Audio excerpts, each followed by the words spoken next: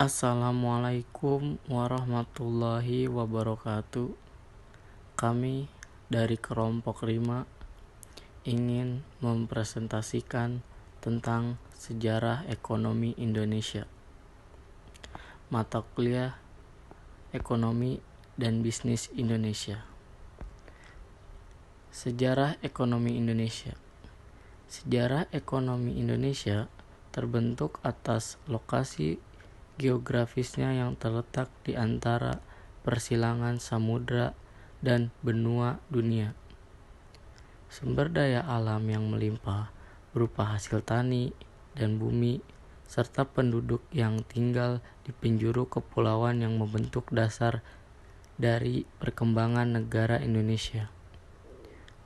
Munculnya kontak dengan perdagangan internasional melalui mitra asing yang datang untuk berdagang juga ikut berperan penting dalam perkembangan Indonesia, berupa kedatangan pedagang dari India, Cina, Arab, dan Eropa yang ikut mengeksplorasi rempah-rempah.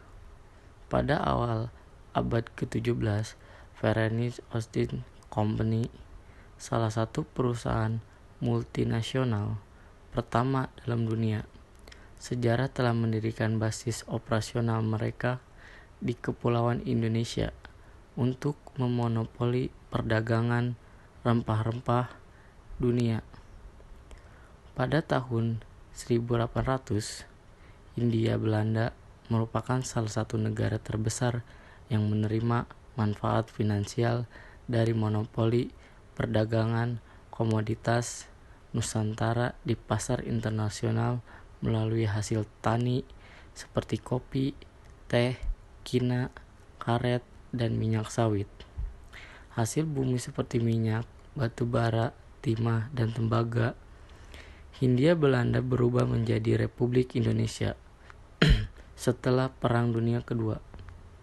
Selanjutnya, pemerintahan transisi. Pada masa krisis ekonomi, ditandai dengan tambangnya pemerintahan Orde Baru, kemudian disusul dengan era reformasi yang dimulai oleh pemerintahan Presiden Habibie. Era pasca Soeharto atau era reformasi di Indonesia mulai pada pertengahan 1998,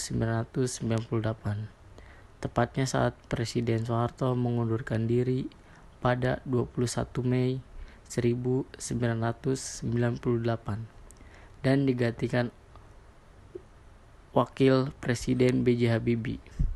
Pada masa ini, tidak hanya hal ketenagakerjaan yang mengalami perubahan, namun juga kebijakan ekonomi, sehingga apa yang telah stabil dijalankan selama 32 tahun terpaksa mengalami perubahan guna menyesuaikan keadaan.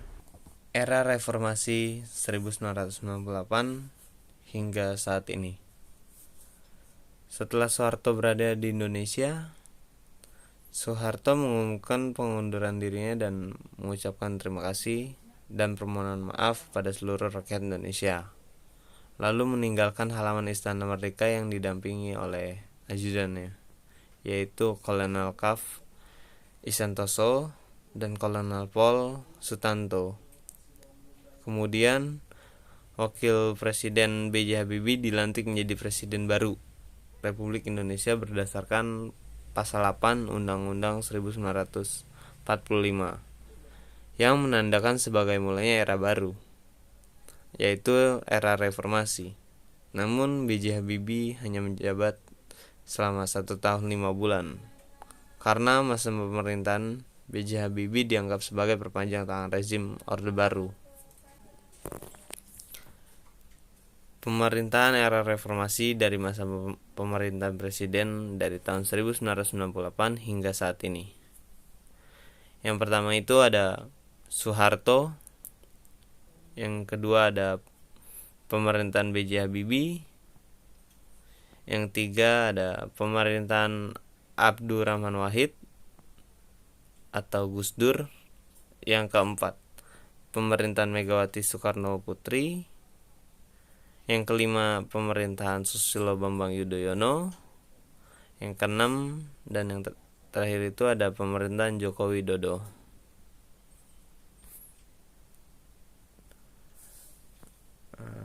Kesimpulan dari presentasi kita ini, jadi era reformasi adalah era yang terakhir setelah Orde Baru berakhir. Kemunduran Soeharto dari masa jabatannya sebagai presiden, Indonesia telah menempuh pemerintahan baru. Era reformasi itu adalah era yang baru bagi kita semua. Tentunya dengan menguatnya undang-undang dan kebijakan yang ada, seiring berjalannya waktu, telah lahir wajah-wajah pemimpin baru. Era reformasi adalah era yang mampu melakukan perubahan yang lebih maju bagi bangsa dan negara. Dengan adanya perubahan, telah lahir juga generasi yang mampu mengharumkan nama negara Indonesia di mata dunia. Oke, sekian dan terima kasih atas presentasi yang sudah kita jabarkan pada hari ini.